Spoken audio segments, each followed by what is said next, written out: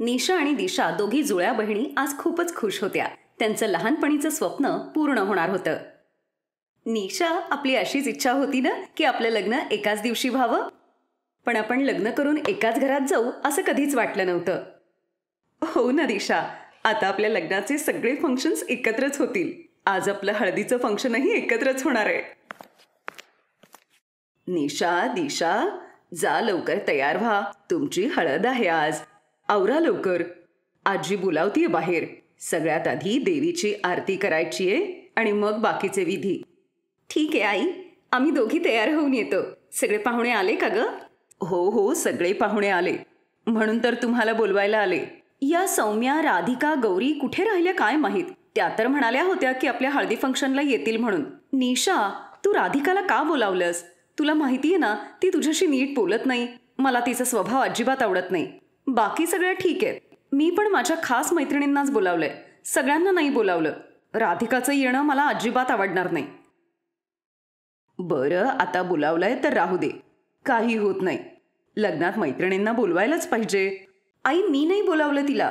मी बाकीच्यांना इन्व्हाइट करत होते तेव्हा ती म्हणाली मला पण तुझ्या हळदी फंक्शनला यायचंय, मला नाही बोलावणार का तू? मग आता ती स्वतःच असं म्हणाली म्हणून मी म्हटलं बरं ये तू पण मला नाही वाटत ती येईल म्हणून. ती खूप घमेंडी आहे. श्रीमंत घरातली आहे ना, तिला फार गर्व आहे तिच्या श्रीमंतीचा. निशा, दिशा, लवकर तयार होऊन या. तुमच्या सगळ्या मैत्रिणी आल्या बघा. तुमची आजी बोलावतीये. मी जाते, तुम्ही लवकर या. निशा आणि दिशा दोघी पिवळ्या रंगाचा ड्रेस घालून तयार होतात. दोघी बाहेर जातात तेव्हा त्यांना दिसतं की त्यांच्या सगळ्या मैत्रिणी आल्यात, ज्यात राधिका पण आहे. मला माहीत होतं की ही नक्की येणार. मला तर हिला बघूनच राग येतो. अगे जाऊ दे ना, आपली हळद आहे. उगाच मूड खराब करून घेऊ नकोस प्लीज. कॉंग्रॅच्युलेशन्स निशा, दिशा. मला कळालंय की तुम्ही एकाच घरात लग्न करून जाणार आहात. असं व्हायला नको की तुमचे नवरे, म्हणजे मला म्हणायचंय की दिशाला निशा आणि निशाला दिशा समजायला नको आणि तुमची अदलाबदल होईल. या असल्या फालतू गोष्टी तुला आत्ताच बोलायच्या? यासाठीच आली आहेस का तू? अगं काही हरकत नाही दिशा, ती आपली गेस्ट आहे. चल, आजी बोलावतीये, आपण दुर्गा मातेची पूजा करूया. या पोरींनो, दुर्गा मातेचा आशीर्वाद घ्या. तिच्या आशीर्वादाने सगळी दुःख दूर होतात आणि सगळी कामं यशस्वी होतात. देवी मातेला प्रार्थना करा की तुमचं लग्न निर्विघ्न पार पडू दे. निशा दिशाच्या घरात दुर्गा मातेची खूप पूजा व्हायची. देवीचं छोटं मंदिरही उभारलं होतं. निशा, दिशा देवी मातेला नमस्कार करतात आणि देवीचा आशीर्वाद घेतात. तिकडे राधिकाच्या मनात दुसरंच काहीतरी सुरू होतं. पाहिजे तेवढा देवी मातेचा आशीर्वाद घ्या. तुमचं हळदीचं फंक्शन मी आज नीट होऊ देणारच नाही. निशा, तू माझ्या बॉयफ्रेंडला तुझं केलंस. मला रोहन आवडायचा, पण रोहनने माझ्यासारख्या श्रीमंत मुलीला सोडून तुला होकार दिला. हे मला कधीच सहन होणार नाही. रोहन माझा मित्र होता, माझं त्याच्यावर खूप प्रेम होतं, पण आज तू त्याची बायको होणार आहेस. पण मी हे होऊच देणार नाही. मी हळदीमध्ये अशी गोष्ट मिक्स करीन की तुझ्या पूर्ण शरीरावर ॲलर्जी होईल. अशी खतरनाक ॲलर्जी की तुम्ही लग्नाच्या मांडवात बसू सुद्धा शकणार नाही.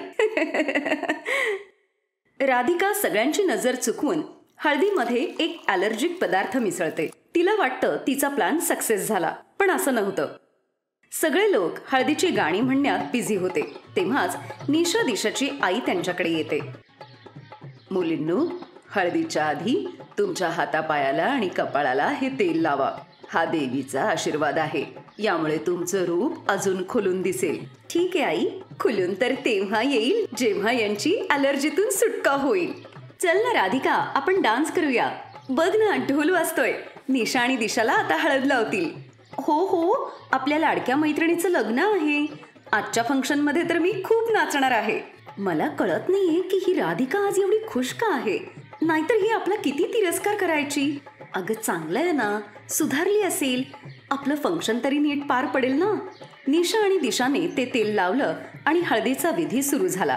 राधिका बघते की निशा आणि दिशावर त्या ॲलर्जीच्या पदार्थाचा काहीच परिणाम होत नाहीये जो तिने हळदीमध्ये मिक्स केला होता. त्या दोघी तर आरामात बसल्या होत्या. असं कसं होऊ शकतं? मी तर ॲलर्जी करणारं एवढं महागडं औषध घेतलं होतं, याचा परिणाम यांच्यावर का नाही झाला? आई, मी मंदिरात एका भांड्यात तेल ठेवलं होतं जे निशा आणि दिशाला आता हळदीबरोबर लावायचे, पण आता ते भांड मंदिरात दिसतच नाहीये. कुठे गेलं काय माहीत? तुम्ही पाहिलं का ते कुठं? नाही ग, मी तर नाही पाहिलं. आई, ते तेल तूच तर आम्हाला दिलं होतंस ना, आम्ही ते तेल लावलं. तूच तर म्हणाली होतीस की ते तेल देवी मातेचा आशीर्वाद आहे. मी कुठलं तेल आणलं होतं बाळा? मी तर खूप वेळापासून ते भांड शोधतीये. अगं, आता थोड्या वेळापूर्वीच हळद लावण्याच्या आधीच तू इथे येऊन देऊन गेलीस. हे काय? इथेच आहे ते भांड. असं कसं होऊ शकतं? हे भांड मंदिरातून मी नाही आणलं तर मग माझ्या रूपात? म्हणजे आज हळदीच्या दिवशी दुर्गा माता येऊन तुम्हाला आशीर्वाद देऊन गेली पोरींनो. हे तुमच्यासाठी खूपच भाग्याचं आहे. आज दुर्गा माता स्वतः तुम्हाला आशीर्वाद द्यायला आली होती. सुखी राहा माझ्या पोरींनो. दुर्गा माता स्वतःच्या हाताने तुम्हाला तेल देऊन गेलीये. तुम्ही दोघी खूप नशीबवान आहात. आता मातेचा आशीर्वाद तुम्हाला मिळालाय. हे लग्न अगदी निर्विघ्नपणे पार पडेल तिच्या आशीर्वादाने. राधिका खूप घाबरते आणि मनातल्या मनातच दुर्गा मातेची माफी मागते. दुर्गा माते, मला माफ कर. माझ्याकडून खूप मोठी चूक झालीये. मी आता कोणाचाही तिरस्कार करणार नाही. मला माहितीये या तिरस्कारापोटी मी आज निशा आणि दिशाचं खूप मोठं नुकसान करायला चालले होते, पण तुझ्या शक्तीने तू ते लिक्विडचा परिणामच होऊ दिला नाहीस, ज्यामुळे निशा आणि दिशाच्या शरीरावर ॲलर्जी झाली असती.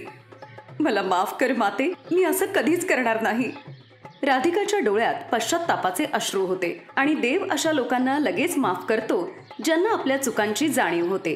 राधिका सगळ्यांबरोबर आनंदाने हळदीचं फंक्शन एन्जॉय करते. राधिकाचं असं बदललेलं वागणं बघून निशा दिशा पण खूप खुश होतात आणि मग दुर्गा मातेच्या आशीर्वादाने निशा दिशाचं लग्न धूमधडाक्यात पार पडतं.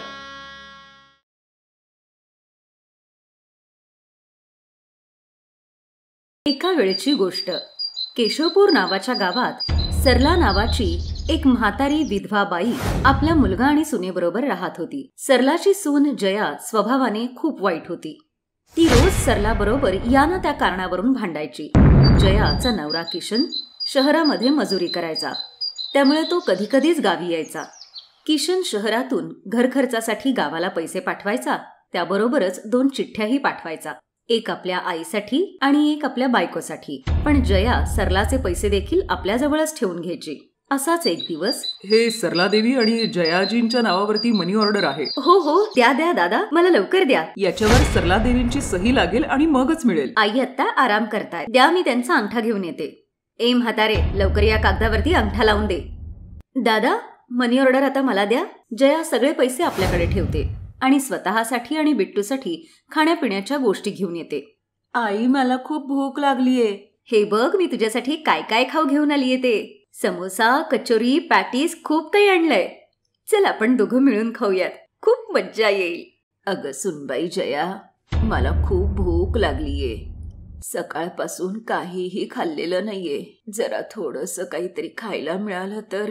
सारखी या म्हातारीला कुठून भूक लागते हेच कळत नाही. जेव्हा बघावं तेव्हा आम्हा माय लेकांच्या खाण्यावरती नजर ठेवून असते. हे घे आणि खाही. अर्धी कचोरी देतीये तुला. आता रात्रीपर्यंत काही खायला मिळणार नाही. आणि तुला तर मी सांगितलं होतं की कपडे धुवून घे म्हणून. तुझ्याकडून अजून कपडेही धुतले गेलेले नाहीयेत. ही कचोरी खाऊन झाल्यावर चुपचाप सगळे कपडे धुवून टाक, नाहीतर माझ्यापेक्षा वाईट कुणीही नसेल. बिचारी सरला कचोरीचा तेवढासा तुकडा खाऊन काय पोट भरणार. ती पुन्हा परत आपल्या कामाला लागते.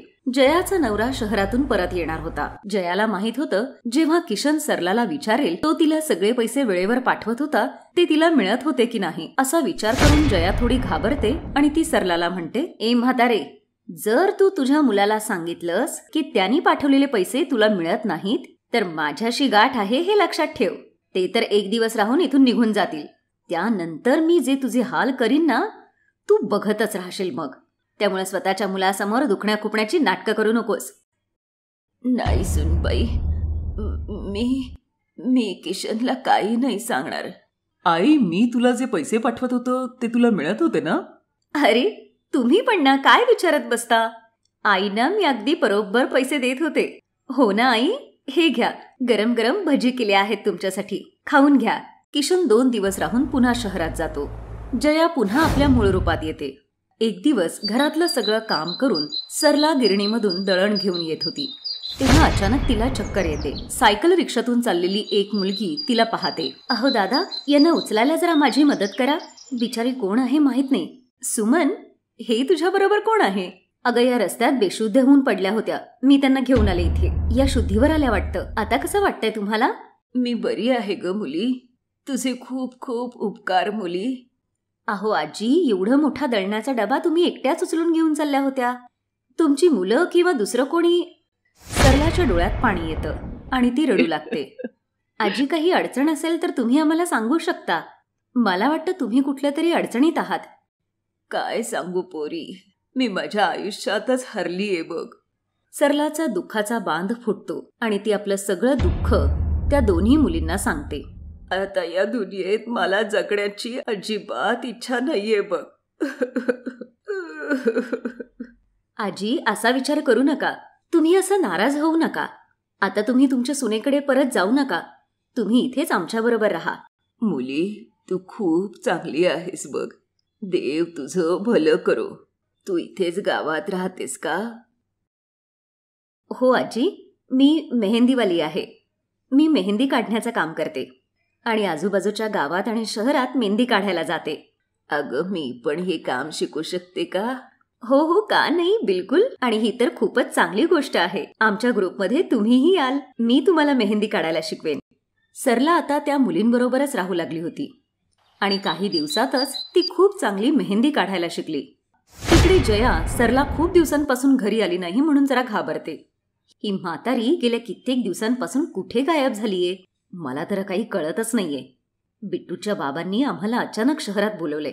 तिकडे जाऊन मला आता हेच सांगावं लागेल की या म्हातारीची तब्येत बरी नव्हती म्हणून घेऊन आले नाही. जया बिट्टूला घेऊन किशनकडे शहरात जाते. काय झालं जया? आई नाही आली तुझ्या बरोबर? अहो हो, ते आईंची तब्येत जरा बरी नव्हती म्हणून मी त्यांना सांगितलं की तुम्ही घरीच थांबा. नाहीतर प्रवासामुळे उगाच त्या अजून दमल्या असत्या आणि उगाच तब्येत खराब झाली असती. पण तुम्ही अचानक इथे आम्हाला का बोलवलं? अगं, ते आमच्या साहेबांच्या मुलीचं लग्न आहे. त्यामुळे त्यांनी सांगितलं की वरच्या कामासाठी जर कोणी मिळालं तर बरं होईल म्हणून तुला बोलवून घेतलं. आणि आई पण माझ्याजवळ थोडे दिवस राहिली असती म्हणून बोलावलं. चल, मी तुला मालकीणबाईंना भेटवतो. अरे किशन, आज मेहंदीचा समारंभ आहे, त्यामुळे आज जी काही कामं असतील ती सगळी पटापट उरकून घे. जेवढी काही पाहुणे मंडळी येतील त्यांच्या स्वागतात जरा सुद्धा दिरंगाई नको. तुम्ही काळजी करू नका बाईसाहेब. सगळं नीट होईल. ही माझी बायको आहे. मी हिला गावाहून बोलवून घेतले. ही सगळं सांभाळून घेईल. जया मेहंदी समारंभासाठी सगळ्या कामाची तयारी सुरू करते. सगळे पाहुणे यायला लागतात. अगं रुचा, मेहंदीवाली अजून नाही आली. किती वाजताची वेळ दिली होतीस? मम्मी, माझं त्यांच्याशी बोलणं झालंय. बस येतीलच आता एवढ्यात. बघ त्या आल्याच. आई, ही इथे कशी? आणि ते मेहंदीवाल्या मुलींबरोबर? आई इथं? जया, तू तर म्हटली होतीस आई आजारी आहे. हा, मग आई इथं मेहंदीवाल्या मुलींबरोबर काय करतीये? मला काही समजेनासं झालंय. मी आईकडेच जातो. आई, तू इथं या सगळ्यांबरोबर? किशन बेटा, तू? तुम्ही इकडे माझ्याबरोबर या. मी तुम्हाला सगळं सांगते. ही मुलगी आता यांना सगळं सांगेल. कदाचित तुम्हाला माहित नसेल, तुमच्या बायकोने तुमच्या आईवरती खूप अत्याचार केलेत. त्यामुळे या बिचाऱ्या त्यांचं घर सोडून आमच्याबरोबर खूप मोठ्या मुश्किलीने राहायला तयार झाल्या. सुमन किशनला सगळं खरं खरं सांगते. तेव्हा सरलाच्या डोळ्यात पाणी येतं.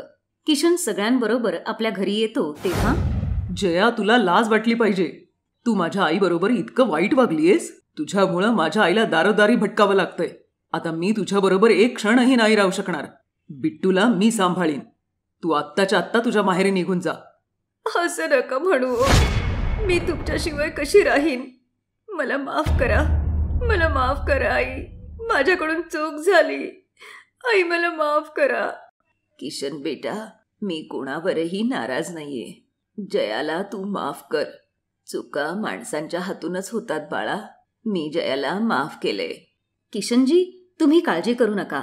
तुमची आई आता आमच्याबरोबरच काम करेल. त्या दिवसानंतर जयाने आपलं वागणं बदललं.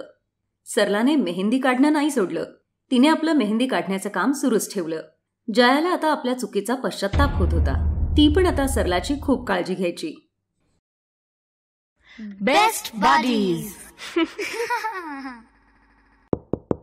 हॅलो मित्रांनो, हा व्हिडिओ पाहिल्याबद्दल धन्यवाद.